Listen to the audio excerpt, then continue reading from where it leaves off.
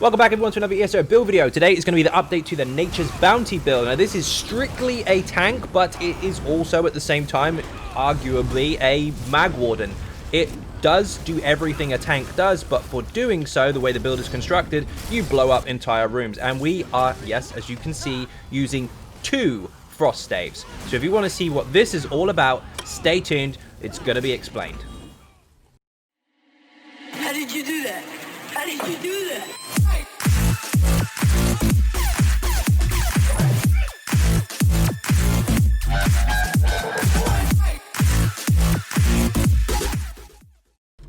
So first of all, we're going to go into the stat. So we'll make sure we've got our buffs and bonuses applied. We are on 18.7k max Magicka, 44.5k max health, and 16.6k max stamina. We are on 1119 stam recovery, which is actually quite important this time on a tank. And we are on 781 mag recovery. That actually does get a little bit altered based on a few factors that we'll go over in the build. Now, we are resistance-wise actually pretty good because we are on 31.7 across the board, which means a minor resistance buff is actually going to put us way over cap. So you can come down a little bit on this if you really want to, but if you don't have a minor resistance buff in your group, then of course this is absolutely fine. Now our spell damage and weapon damage is going to get altered during the fight as well, but that's not hugely essential right now. The main thing that's important is our resistances are up. We are using flat max health, max Magicka food. Now I know here it shows you that we have no stats on it, but that's actually false. We're using the Lordmunder Stone, by the way, for max health increase. There is a reason for that. 60 points into max health, 4 points into max Magicka. We kind of balance these out a little bit, so when we do have all of our bonuses applied, we're actually quite healthy in both resource pools and health all at the same time, because some of our abilities do scale off of health. Now the food, where I was going with, this gives you 5395 health and 4936 Magicka. You don't need recovery food because we are using 2 ice staves, which means if you're blocking, you don't get the recovery. We're going to go over that when we get to the gear and stuff later, but first of all, we're going to go into the skills. So, Blue Betty, first of all, in the Animal Companion skill line, 4th ability you unlock, starts off as Betty Netch, morph it to Blue Betty. This is very simple. It is free, and it lasts for 25 seconds. And while it is active, you gain 4992 Magicka over that period of time. And you also give yourself Major Brutality and Major Sorcery, increasing your weapon and spell damage. Now, we are going to be using some skills that do damage. They are essentially for control, but they do have damage attached to them, so this will push up a little bit. But most importantly, apart from the recovery itself, which does apply even if you're blocking, you will cleanse any negative effect from you once every 5 seconds while this is active. Next up is Arctic Blast. The reason we chose this one is for the stun, but we'll explain that as we go. So, 3rd ability you unlock in the Winter's Embrace skill line starts off as Arctic Wind, morph it to Arctic Blast. The other version heals you and one other person. This one, however, heals you, plus it gives you a heal over time for 5 seconds. And while it's active, it will do damage in area of effect, and this is damage over time. While it's active, if it hits a target 3 times, they will be stunned for 4 seconds. So massive control there. You've got the ice damage itself, which can apply minor maim, which will reduce the damage that they take, that they deal even. And of course, you can apply minor brittle with chilled status effects now. We're going to go over that a bit more later when we get to the Destro staff stuff. But essentially, this is a heal and stun combined. And read this very carefully, because people misunderstand this or just ignore it on purpose, whichever. When you scale for max damage out of a said skill, say for example it costs Magicka and it scales off of Magicka, you generally as a DPS cap out as much max Magicka as you can so that you can utilize its strength, right?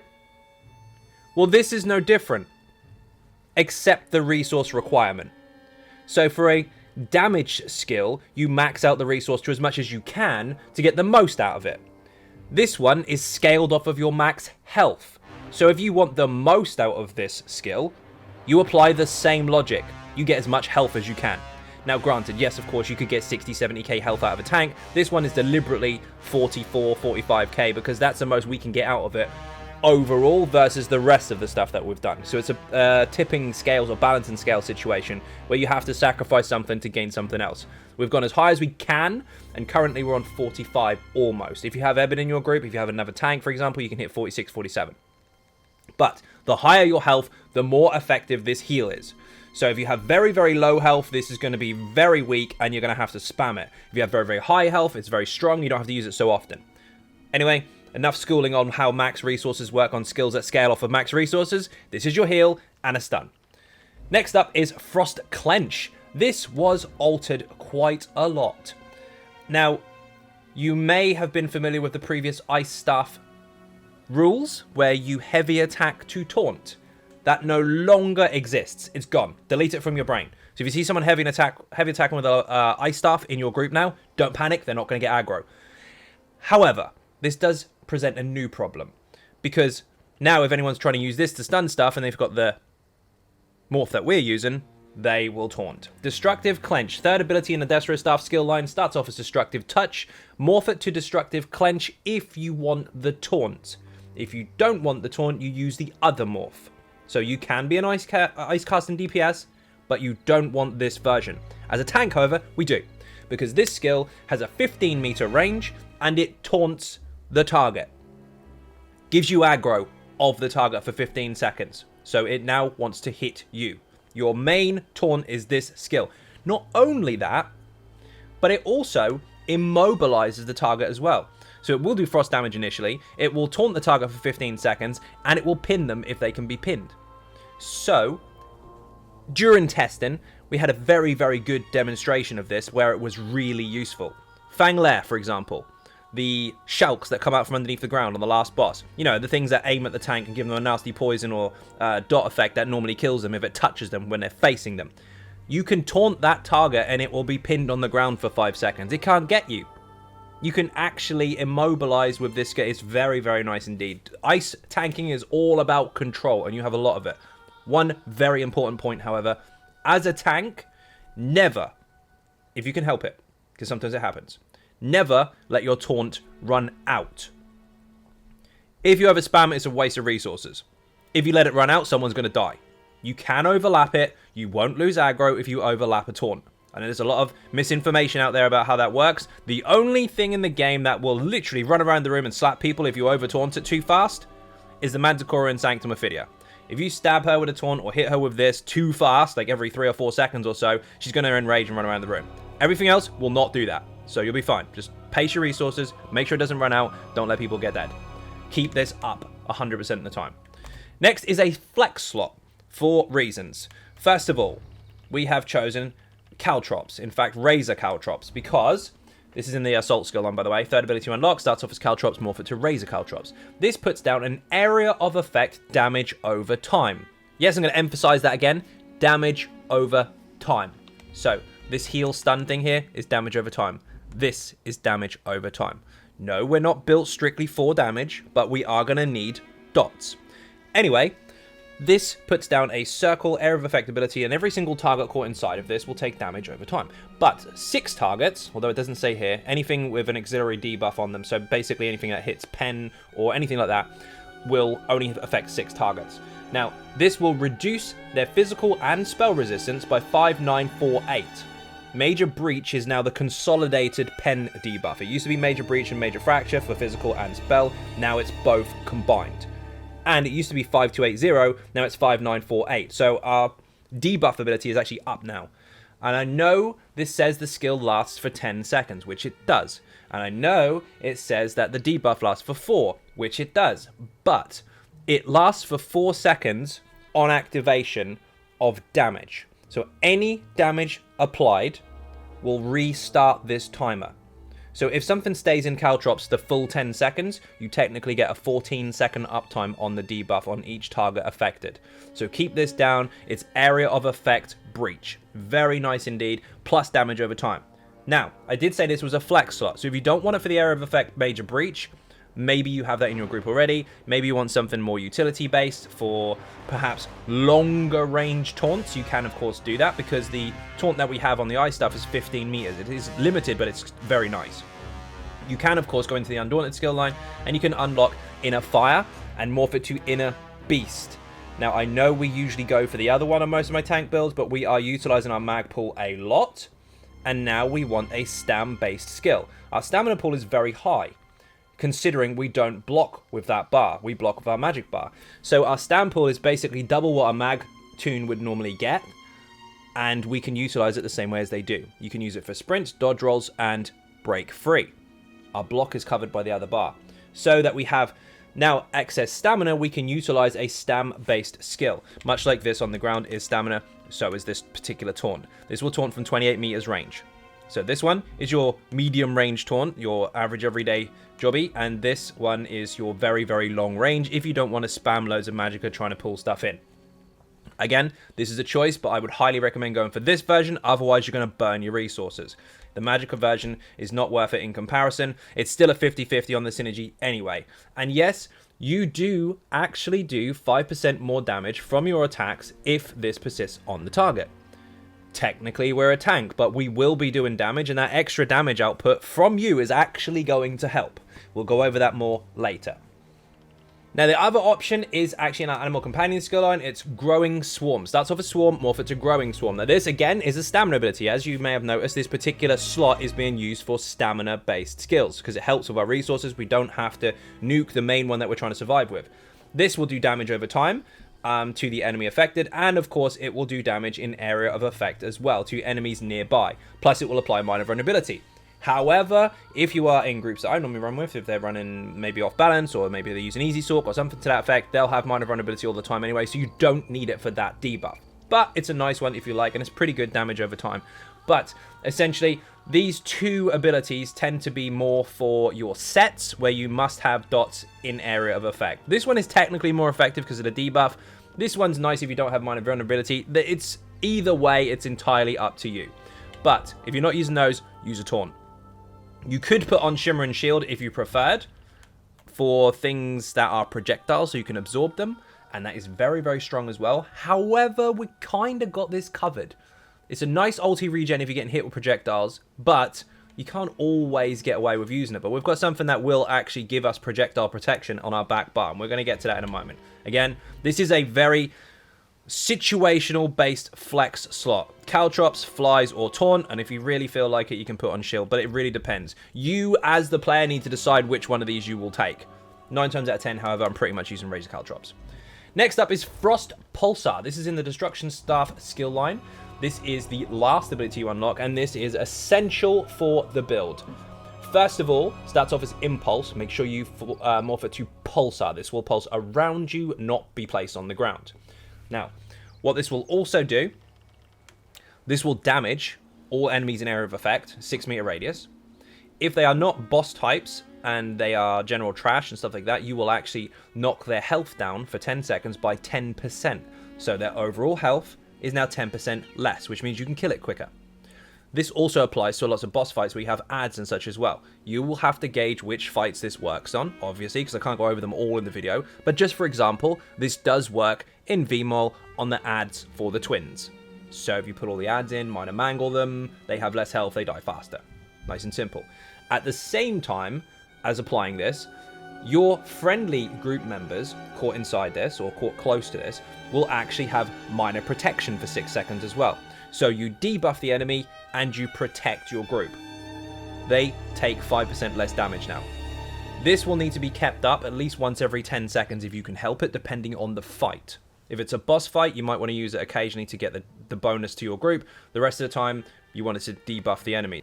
Now, this will be explained more later, of course, as to why we have utilized this skill above this particular usage. Why it works this way is very important, but there's more to it. But again, we'll come back to it. We're just going to go over the skills first. Everything will make sense, don't worry. Next up is Permafrost. This is our main ultimate on our front bar from the Winter's Embrace skill line. Starts off as Sleet Storm, morph it to Permafrost. This is a damage over time snowstorm. It does damage for 12 seconds. Every 1 second enemies will be hit, and it will reduce the movement speed of all targets and apply chilled status effect. Guaranteed.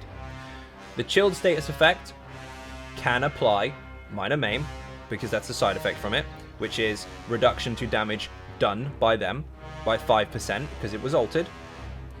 Every ally caught inside this will get major protection, increasing their reduction to damage taken by 10%. So you can have minor here and major here. Yes, they stack. And the other side effect, a chill status effect new to this update, is minor brittle. If you apply a chilled status effect while holding an ice staff, you will apply Major Brittle, which will increase the critical damage that the targets take by 10%. So while this is a protection ultimate for you and your group, lessening the enemy's damage output, lessening the amount of damage you lot take, this also increases the damage you lot do. Very helpful indeed. No, it's not a Warhorn, given a 20% increase, but yes, it does stack with Warhorn. So if someone is using Major Force and you are applying Minor Brittle, they stack. This is guaranteed Minor Brittle. Sure, it's 200 ultimate and it's not going to be used that often, but it does help a lot. And we are going to go over that new status effect or side effect to a status effect when we get further into the video, because I'm going to show you how this is extremely effective, whereas most tanks can't necessarily have it anywhere near as much uptime. Backbar, Expansive Frostcloak. Yes, the other version gives you minor protection, and I've seen people cry about how you need minor protection as a tank. First of all, you really don't, because most situations you don't really need it because you can cap out. Secondly, we've got it here anyway. So there. Expansive Frostcloak. First ability you unlock in the Winter's Embrace skill line starts off as Frostcloak, morph it to Expansive. This version gives the buff to a wider radius. So the other version is very, very limited space-wise. The range is very, very short. This one is 28 meters radius. You can give your entire group Major Resolve, increasing their physical and spell resistance by 5948. That used to be 5280. That has gone up. So you protect your entire group with this buff. Every single class in the game has this buff individually. The Warden is the only class in the game that can give it to your entire group. It's very cheap as well. 1.7k Magicka for a resistance buff for you and everybody else. Absolutely insane. Do not let this run out. Unstable Wall of Frost is stupidly important. Ice was changed. Now, this is an Destruction Staff skill line. Starts off as Wall of Elements, morph it to Unstable Wall of Elements. Yes, you could use the other version if you preferred, but this one, quite honestly, is better for this purpose. It has a damage shield on activation for you and your group if they get caught inside this ability. So that damage shield is specific to projectile damage, however. So if you're getting peppered with arrows, fireballs, all that good stuff, you protect you and your group with a damage shield if you choose ice damage. So ice staff, basically. And it's a pretty big damage shield. It does scale off of your max health as well, so obviously the higher the better. And when the ability ends, it applies another one. So you get a 6-second damage shield for you and your group to start with, and then you get another one which is a bit smaller at the end when it's gone. This is absolutely mental. Yes, the damage is relatively low because it is nuked down because it's a more controlled base skill rather than a damage skill, but it does still do damage over time, which we need. Not to mention, of course, anything caught inside of this can be affected with chilled, which is a status effect chance from ice. Now, technically, we have a forced chilled status effect here. We could apply it from here. We can apply it from here. Any chilled enemies are not only minor maimed, reducing the damage they do, not only are they minor brittle as well, increasing the damage you do to them, but they are also immobilized. You have control of them. They can't run away. Very important, do not let this run out. Not to mention, of course, this is a weapon-based area of effect ability, which means your back bar glyph from your weapon will continuously fire on its cooldown if this is taken or doing damage to something. So even if you swap bars, it will still keep firing. That's important also. We are using Elemental Drain. Weakness to elements to start with, morph it to Elemental Drain. This will affect the target with Major Breach. So while Pierce Armor with the Sword and Board stabs and applies Major Breach, does minor too, but we won't go over that, we don't have Major Breach in our Taunt here. But we do have it in Area of Effect if we want it with this skill, and if not, we do have it here too. And this is free. So single target, you can put it on multiples if you really want to, but be careful, because you don't want to get caught short and get a heavy attack while you're not blocking. You can block cast it, yes, but some people get a little bit complacent when they're applying skills. This will apply debuff for 23 seconds, which is insane. Put this on, must have it on all the time because people will do more damage. But it also applies minor magic still. So any of you or your allies that hit the target will actually restore 168 Magicka every 1 second while damaging the target. That actually helps us because while we're doing damage over time, even while blocking, we still get magic back. So we get magic back from this while it's running, and we get magic back from Blue Betty even while blocking. But this has another purpose, which we will go over very shortly. You must have this skill if you're using this particular version of Nature's Bounty. More to come. Frozen Device. This is in the Winter's Embrace skill line. This is your pull ability. Unlike the chains, this one from the DK, in fact, this is actually placed on the ground. So this is Frozen Gate, morph it to Frozen Device. Puts a circle on the ground. You can actually put up to 3 at a time on the ground, and they will last for 30 seconds. But if anything walks into this or is inside it when you cast it, it will be pulled to your feet. When they get to your feet, they will be immobilized, again, more control, for 3 seconds. Frost damage will be dealt, which could apply minor maim, but also they're guaranteed to be effective with major maim, reducing the damage done by 10% for 4 seconds. So you basically can preempt these if you know the fight very well, and everything can just come to you. You can, like I said, you can have 3 at a time, but again, this is also another maim over top of everything else. We've got minor maim from here, and also immobilize. We've got immobilize and pull from here with major maim. We've got minor maim here. We've got major protection here. We've got so much control and damage reduction to the enemy. It's very hard for them to actually do a lot of damage. It's very hard for them to actually move as well. Speaking of not being able to move, next is Gripping Shards. This is the second ability in the same skill line. Starts off as Impaling Shards, morph it to Gripping Shards. The other one is placed in range, if you like, but does scale off of max Magicka. This one is very different. This one is placed underneath your feet. It will immobilize targets for 3 seconds. More immobilization again, and if they are off cooldown, for example, and this has already done its job, and you can't apply any more immobilization from this skill, if you do apply chilled status effects, Wall of Elements, which is already running, will immobilize them as well. So you've got even more control, and they can stack up against each other. Now, this will do frost damage every 1 second for 12. Again, more damage over time. They're also snared inside of this, so their movement speed is reduced. They can't run away, and they're stuck anyway. And the damage done is based off of your higher health. Your max health contributes to the output. Now, we don't really care too much for the actual damage it does, because it's going to be useful for something else. But we do benefit from our larger health pool. Again, the other version of this scales off of max Magicka and spell damage. This version scales off of your health. The higher your health, the more effective it is. But it's not the damage we're looking at for this particular one, apart from the ticks.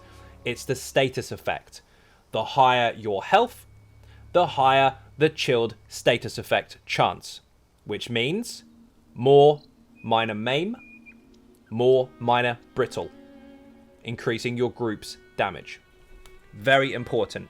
Again, we are going to demonstrate how we have a stupid amount of minor brittle chance. Back bar is up to you. There are so many choices with ultimates. It literally depends on the situation and your group.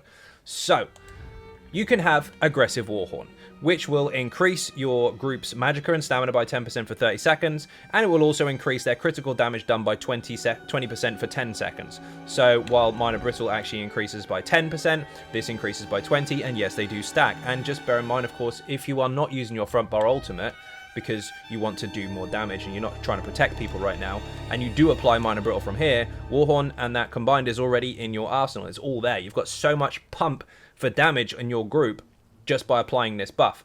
Now, it does come from the Assault skill line, and it is the ultimate from there, of course. Starts off as Warhorn, morph it to Aggressive, not the other one. But if you don't want to use this, you don't have to. What you can choose to do is you can choose to protect your group and keep them alive. Maybe your healer's lacking, maybe you don't even have a healer. You can go to Green Balance and get Secluded Grove and morph it to Enchanted Forest. This will heal initially with a burst, and also heal all targets inside of it. Every 1 second for 6 seconds, and each target that is below 50% health when you activate it will give you 20 ultimate back. So if you hit 5 people with this, yourself included if you like, if they are all under 50% when you activate it, you get the ultimate cost back plus 10 more. You can get 100 ultimate from 5 people. So technically you can actually spam it to some extent. So this is your we need extra help healing ulti, and then finally you can of course go with this. If you really want to, just for the sake of doing some extra dungeon damage, maybe you're using it in Trials, who knows, maybe you've got everything else covered Elemental Rage from the Destruction Staff skill line actually creates a snowstorm of damage, and it's actually quite strong on this particular setup. So you can use a damage ultimate, you can use a healing ultimate, or you can just simply put a Warhorn on the back. Up to you. Protection on the front, utility on the back. Now we're going to go over passives, and these are very important. I'm trying not to put too many spoilers in because the gear is going to pretty much explain everything, but you'll see the lead up to it if you're keeping up with what I'm doing here. So, Animal Companions is important. We are using one skill here. Whenever your Animal Companion dies, you gain health, so you heal. This can crit as well. So if your Betty Netch runs out, you'll heal, and if you recast it, which remember is free, you will heal. Increase the Magicka and Stam recovery by 12% if you have an Animal Companion ability slotted. We do have one slotted, so that will actually help us all the time. Stam is important to have recovery for this particular build because we are not utilizing stamina as our main taunt and block and all that good stuff. So the better our recovery, the more often we can break free and dodge roll. Sure, as a tank, you don't generally dodge roll that much, but since we aren't using the pool for anything else, we've got that freedom to be able to do so rather than having to fight for our resources back if we're really, really low. That is always going to be there for us. And while you're blocking with your ice staff, which I'm coming to in a moment, you don't use stamina and you don't stop your stamina recovery. So all the time we've got this. Magical recovery obviously only affects us when we're not blocking, but that will still help. Increases your damage done by 2% for each Animal Companion ability slotted. We do have one. You are going to want this because this is actually very, very nice towards our overall build. We are going to blow stuff up. Green balance is so-so. You don't necessarily need all of these, but we'll go over them anyway. This is very important. When you heal yourself or an ally under 40% with a green balance ability, you gain major mending, increasing your healing done by 16% for 3 seconds. Now, this is only going to be affected by this ultimate because we're not using anything else. However, if you do utilize this, you will get a big burst of heal, and so will your group if they are low. So with a 50% or under, you will get more ulti back, and if they're 40% or under, you will make them heal more. So that does actually help. You are going to want to have that one. When you heal an ally with a green balance ability, including yourself, you gain 250 Magicka or Stamina, whichever resource pool is lower. So this is a nice Stam recovery every 1 second during that time, because our Magic pool is bigger. Increases your healing done with green balance abilities for each one slotted. Again, you can have this, but it's not 100% necessary, because usually I would heal and then swap bars, so I won't get the bonus anyway. But if you do stay on the back one, sure, why not? But this one you are going to want overall.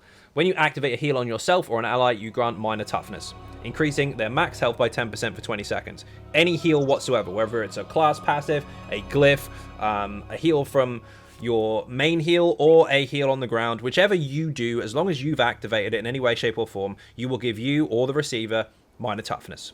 Simple as that. Make sure you get it. Winter's Embrace is very important. We are using pretty much all of these except for this. This is a flex out swap skill. This increases your chance of applying chilled to enemies with Winter's Embrace abilities. This applies chilled anyway if you're lucky, because it does ice damage. It has a heightened chance to apply chilled because of our health. The higher the health, the better. If you want to get the most out of this, have loads and loads of health. That is there in writing. You can see it. And this increases the chance of your base chance of applying chilled status effects by 200% with that skill and this skill, and of course anything else that does ice damage from their skill line.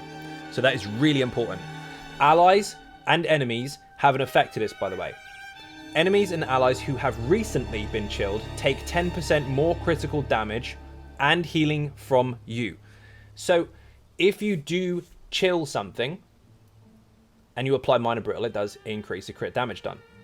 If you apply chilled to them anyway because of this passive, you also increase the damage they take.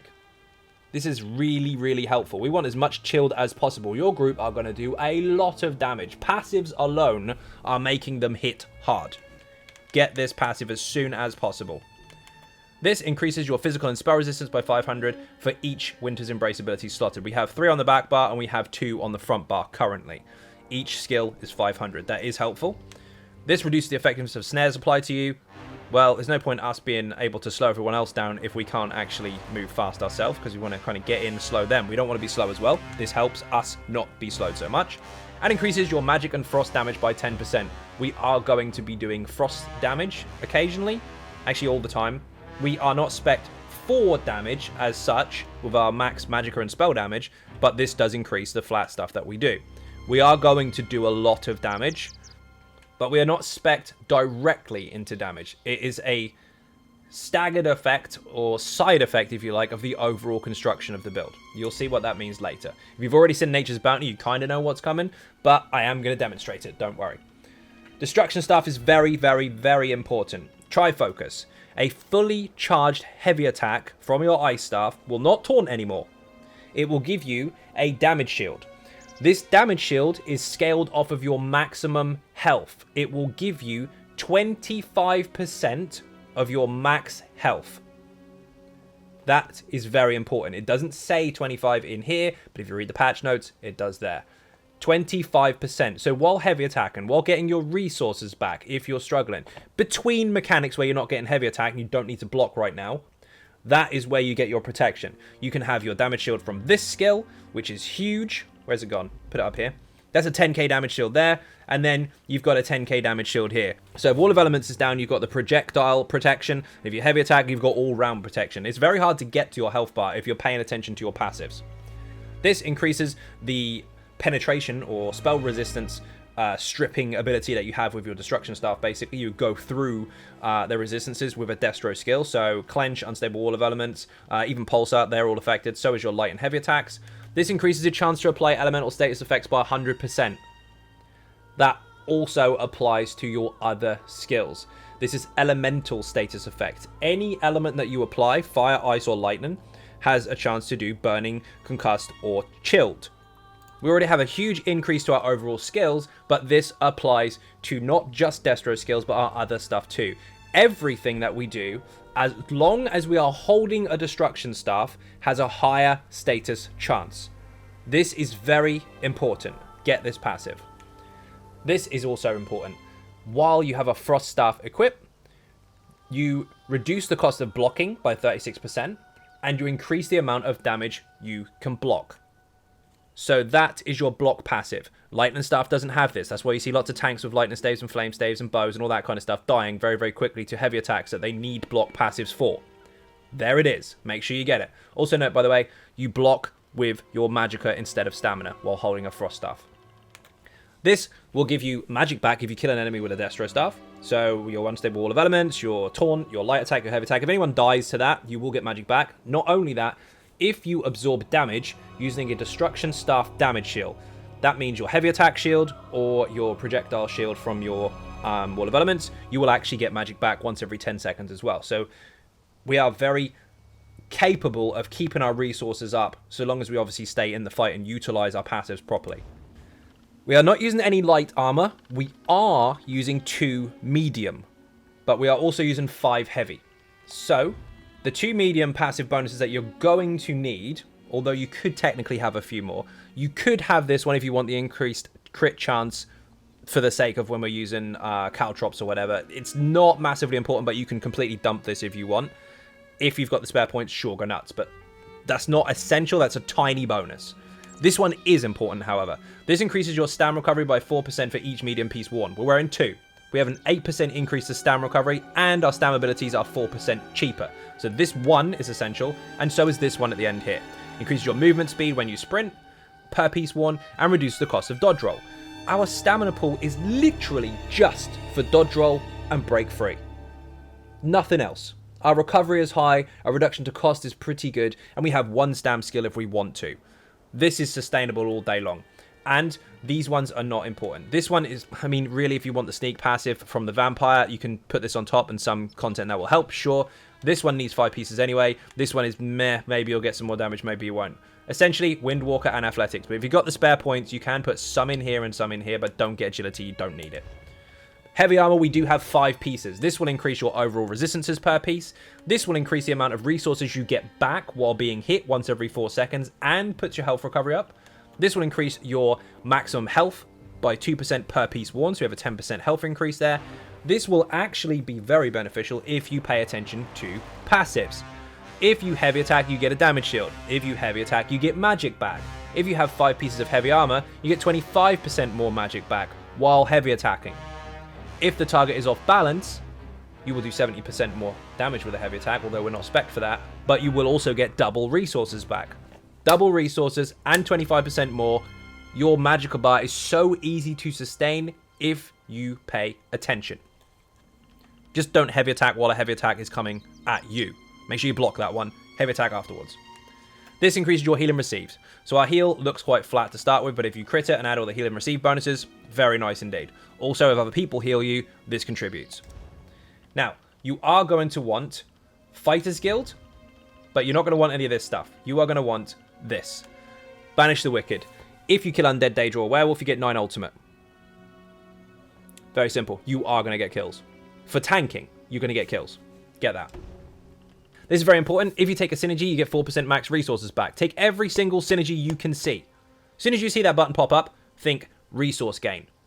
Also, it can apply damage, it can apply buffs and debuffs and heals and all that good stuff. Every single synergy is beneficial regardless. Also, we are using 2 types of armor, medium and heavy. We have a 2% bonus for each type. So, across the board, Magicka, Stamina and Health, we have 4% increase. Very helpful indeed. We are, of course, a Nord. Now, we have more health and cold resistance, and cold does hit really hard in PvE.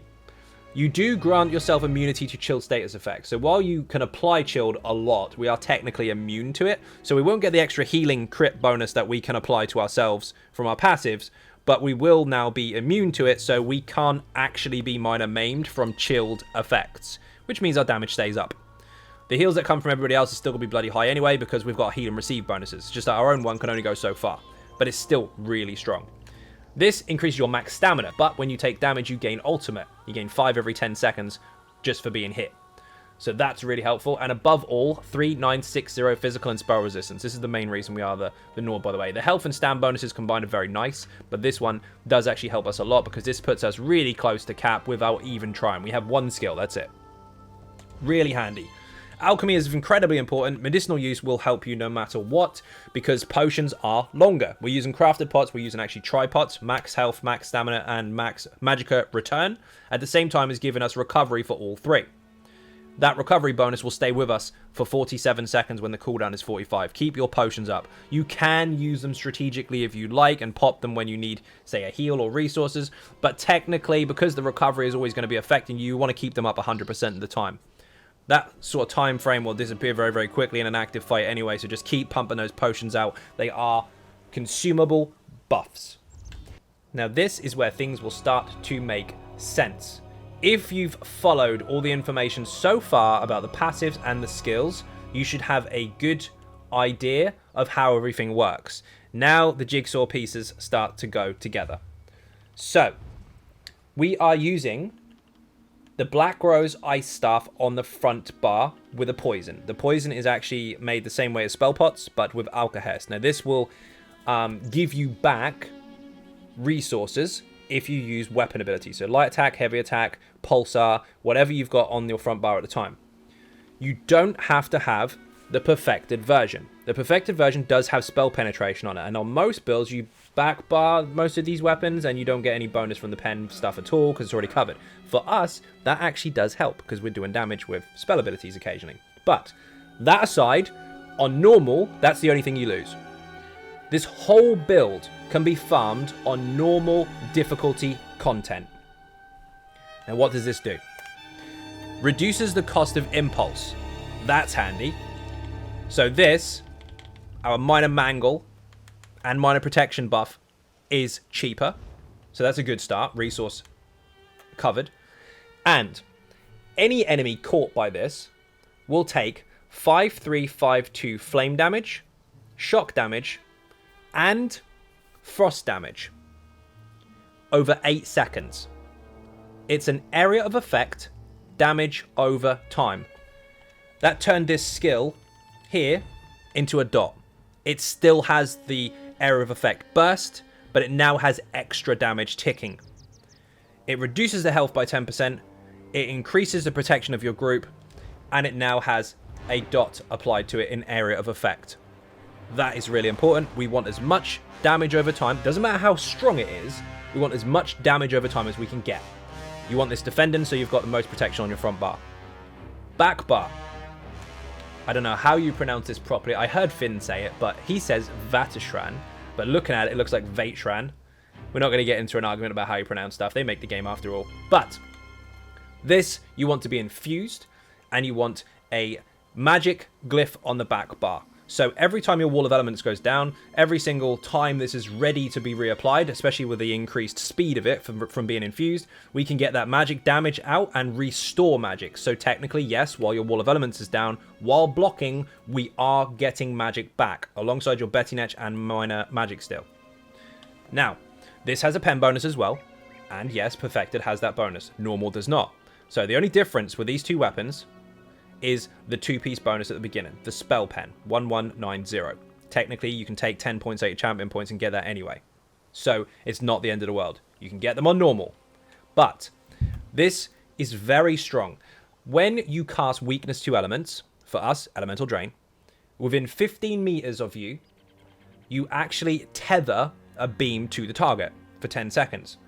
And when this target is beamed, as long as you don't go out of range, will actually take 3,200 flame damage, 3,200 shock damage, and 3,437 frost damage every 1 second, and this increases by 1% each time it deals damage. So the more targets, the quicker the damage accelerates, and it can stack at 20% increase. So it goes up and up and up and up and up and does damage over time.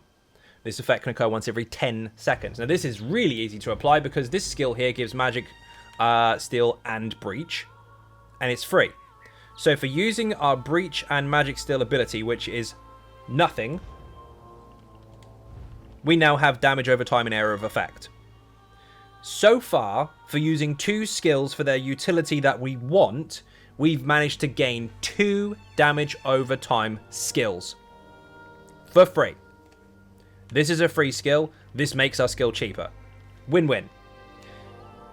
Now, the trick to this particular weapon is that you want to aim for something that's behind the main target that you're hitting. So if there's a boss in front of you and there's an ad behind it, aim at the ad and cut the beam through them, and then it'll hit multiple targets. If you aim at the front one, sure, it'll do damage, but if you aim at ones that are near it or kind of cluster them up, you'll get a higher area of effect kind of result.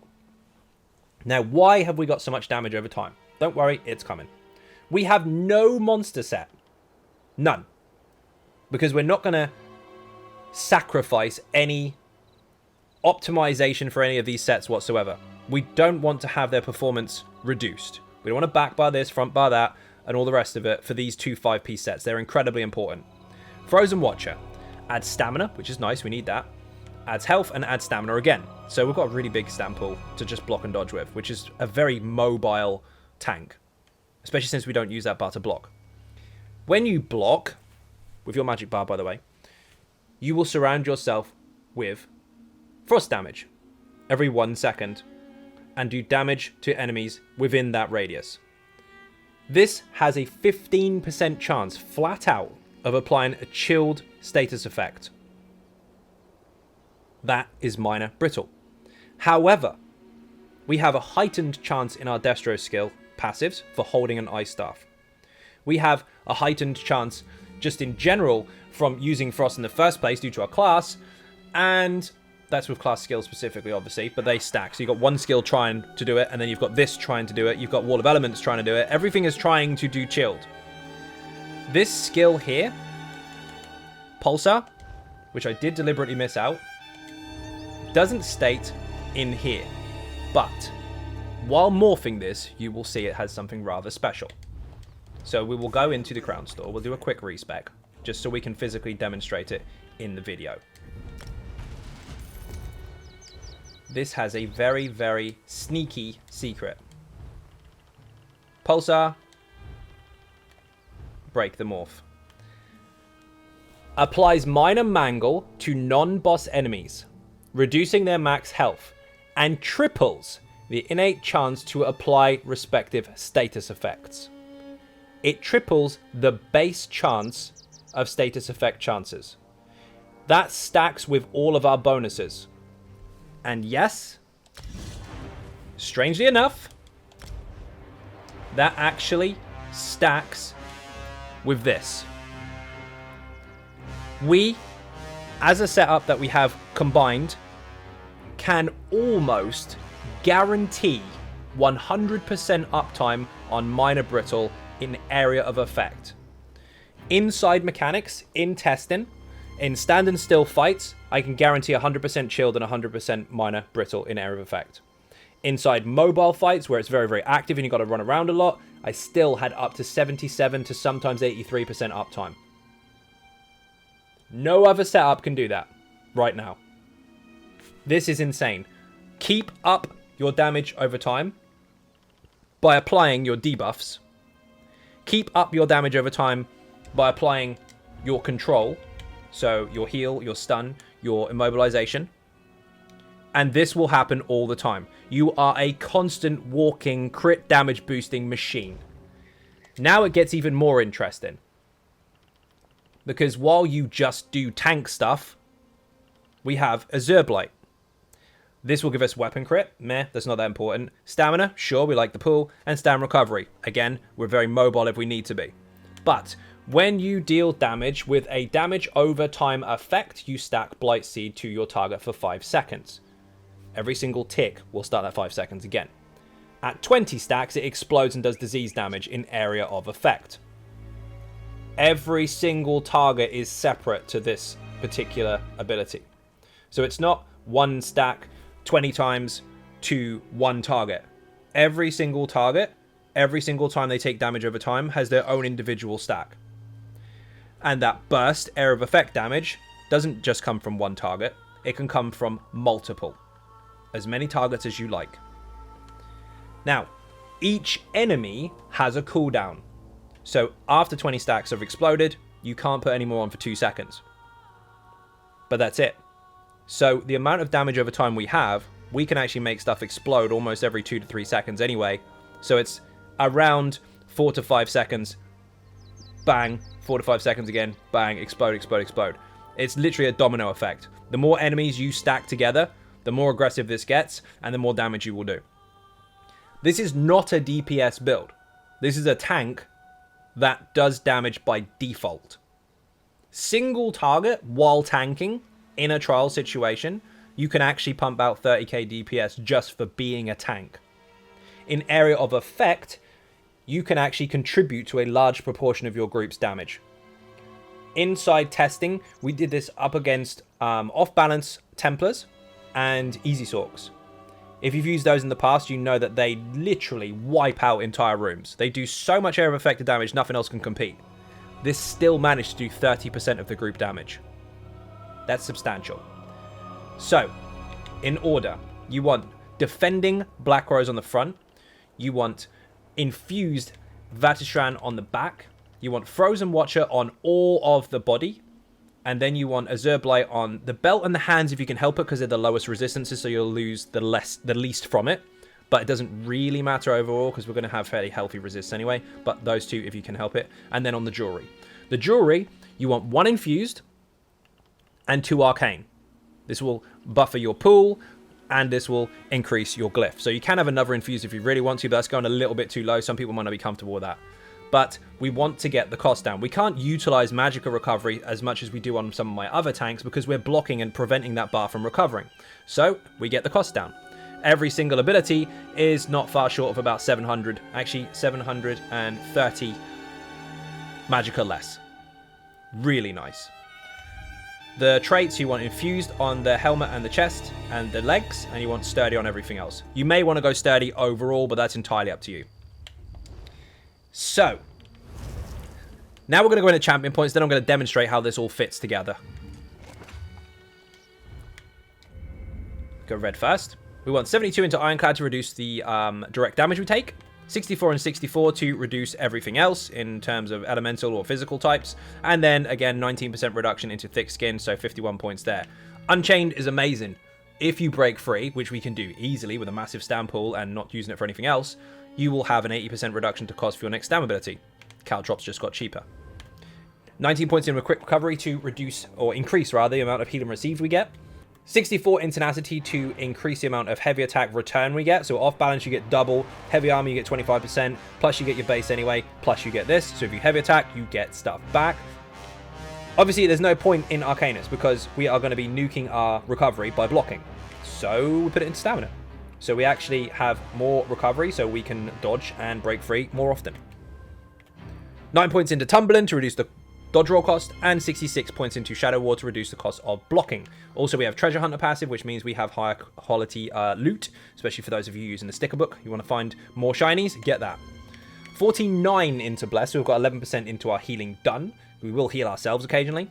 34 into crit damage and crit heals from Magicka abilities.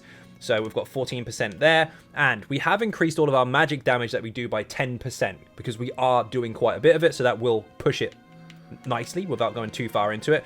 23 into Master at Arms to increase the damage of our direct abilities. So anything that we hit, light attack, heavy attack, or our taunt or anything like that, will be enhanced. It's very, very low, but above all, this does actually increase the damage of Azure Blight because it's a burst area of effect, direct kind of hit. It does one pop in area of effect, bang, that will increase it. Now, the reason these are here is because most of the time on tanks, you just go healing, crit heal, don't know what to do with the rest of them. This will increase the burst of your Azure Blight. This will increase all the damage over time you do anyway to make Azure Blight fire. This will give you the off balance passive, so if anything is off balance, you will obviously get Exploiter and you will do more damage from all that stuff as well. And you have Last Stand, which means if you go low health, don't panic. Just make sure you heal yourself, obviously, but you will get Major Heroism, increasing your ulti regen. Now, there is no such thing as a rotation for a tank. It is all about situational awareness. You need to know what you're doing. However, for this is what you need to remember. Keep your resistance buff up for you and your group. That is essential point number 1. Essential point number 2 is that you should, of course, maintain a taunt. That is the simplest, most effective way to tank. Resistance buff up, keep a taunt on the target, block the big stuff. Now, if you keep up your Betty, you'll have recovery, and that's free, so you haven't really got any excuses. If you keep your Caltrops up, if you choose to use that skill, you've got area of effect debuffing, which is also handy. And if you keep up your Ellie Drain, your single target will of course have breach on it, and everyone else can get magic steal. So these are all very, very obvious things to keep up. Now, controlling the enemy, ice, grip and shards, and wall of elements. There's your damage shield, your group gets that too.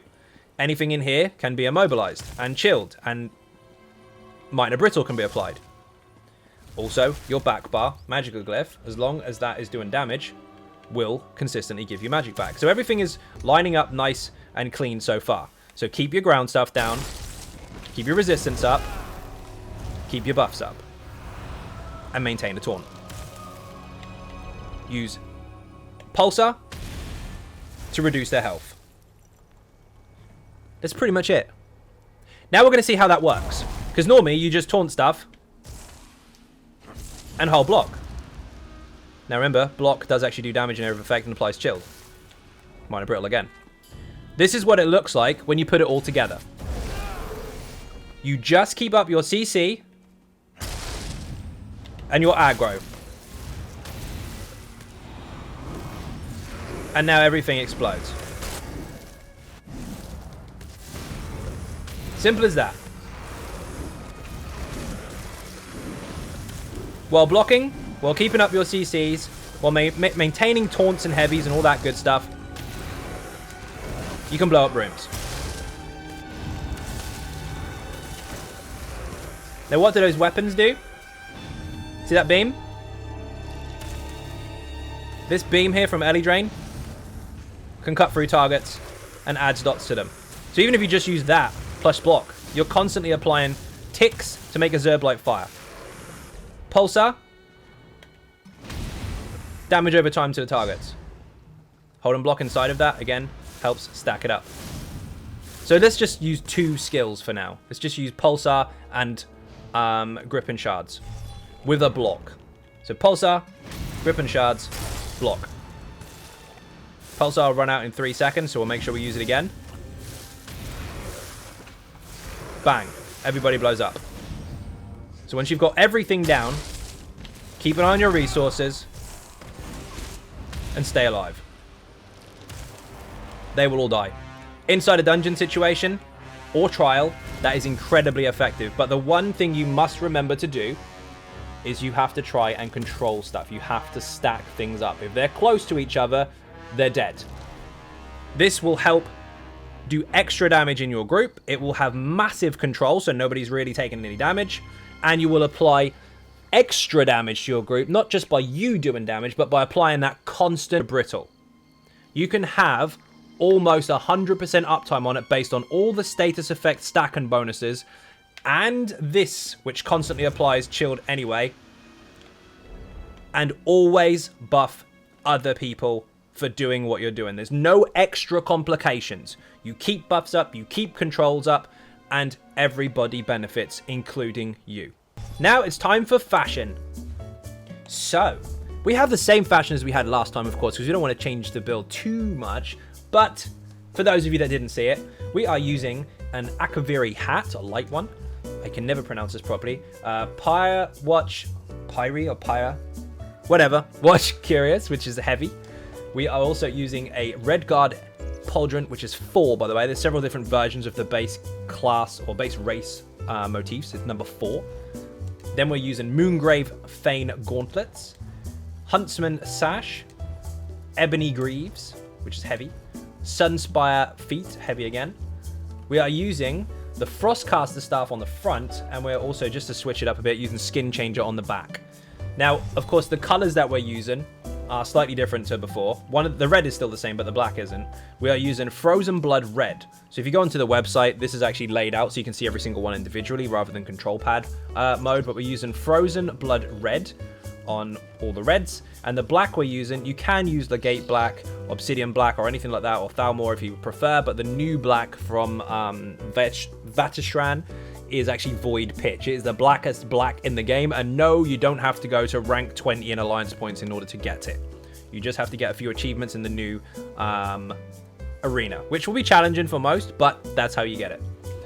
So hopefully that helped. Hopefully that wasn't too boring. Hopefully you now have a better understanding of how to approach this particular build. It's a very different style of play to what you are used to, but if you could master this, you are going to be very, very much in demand. You apply loads of damage, you apply all the control, you apply all the aggro, and you help other people do more by applying that much needed minor brittle all day long.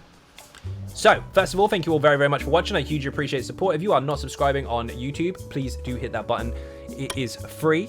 And of course, if you want to help support outside the channel, there are some links in the info section for Patreon, Twitter, Facebook, the website XynodeGaming.com. There's an Instagram link, I think, somewhere. If not, you can Google it. And of course, don't forget, I do live stream every single night except Wednesday on Twitch at 10 PM UK time onwards. Unless I say otherwise on Twitter. Sometimes I get busy.